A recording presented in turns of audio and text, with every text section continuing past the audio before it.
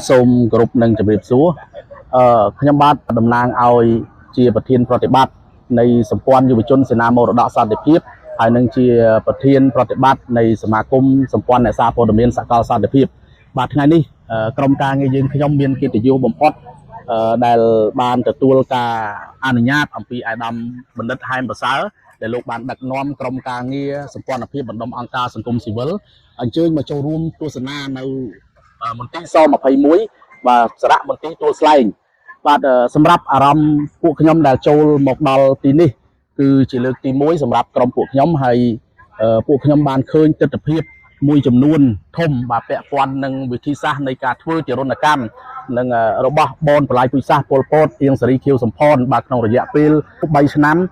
8ខែនិង20ថ្ងៃបាទឃើញថាមានភាពខូខើបំផុតបាទនៅទីនេះគឺការធ្វើទារុណកម្មទៅលើ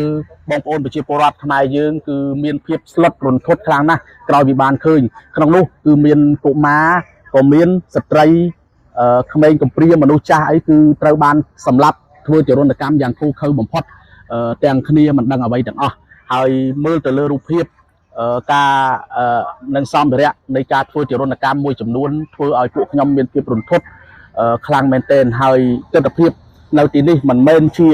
ទីតាំងដែលគេផលិតឡើងឬក៏ជាទីតាំងដែលរៀបចំឡើងឬក៏ទីតាំងសពនិមិត្តដោយបុគ្គលមួយចំនួនបាន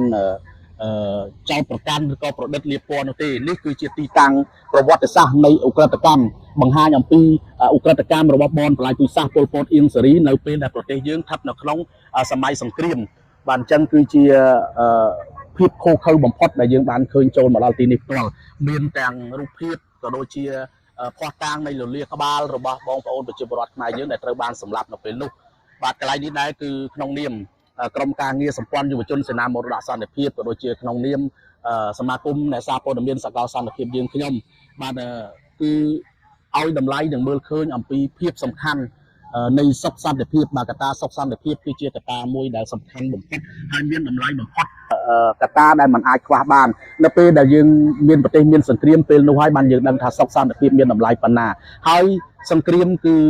នាំមកនៅភាពមហន្តរាយនឹងការបាត់បង់ជីវិតបងប្អូនប្រជាពលរដ្ឋយើងរាប់សិបនាក់បាទនេះគឺជាទីតាំងប្រវត្តិសាស្ត្រមួយដែលมันអាចបំភ្លេចបានហើយសូមបញ្ជាក់ជូនថានេះគឺជាទីតាំងប្រវត្តិសាស្ត្រពិតប្រាកដបាទមន្ទីរស21នេះបាទដែលត្រូវបានទទួលស្គាល់ដោយអន្តរជាតិផងដែរនិងមានជនបរទេសមកទស្សនានៅទីនេះជារៀងរាល់ថ្ងៃគឺមានច្រើនកុសកតែម្ដងបាទជាចុងក្រោយក្រុមការងារយើងខ្ញុំទាំងអស់សូមអំពាវនាវដល់យុវជនចំនួនក្រោយសូមឲ្យរួមគ្នាដើម្បីការពារសុខសន្តិភាពយើងឲ្យបានគង់វង្សជាដរាបដើម្បីប្រទេសយើងធ្វើការអភិវឌ្ឍរីកចម្រើនតទៅមុខទៀតនៅពេលដែលមានសង្គ្រាមប្រទេសមានសង្គ្រាមគឺយើងគ្មានអ្វីៗទាំងអស់អញ្ចឹងមានកត្តាសុខសន្តិភាពមកដល់ថ្ងៃនេះគឺដោយសារគុណបុណ្យរបស់គណៈបកប្រជាជនកម្ពុជាជាពិសេសគឺសម្ដេចតេជោហ៊ុនសែនដែលលោកបានលះបង់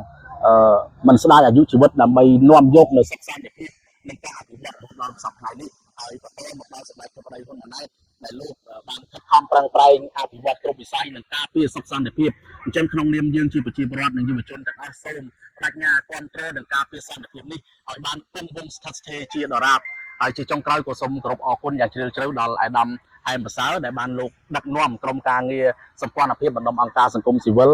ដោយមានឱកាសដើម្បីបានមកចូលទស្សនាតំបន់ប្រវត្តិសាស្ត្រស21បាទគុកទួលស្លែងនេះផងដែរសូមគោរពអរគុណ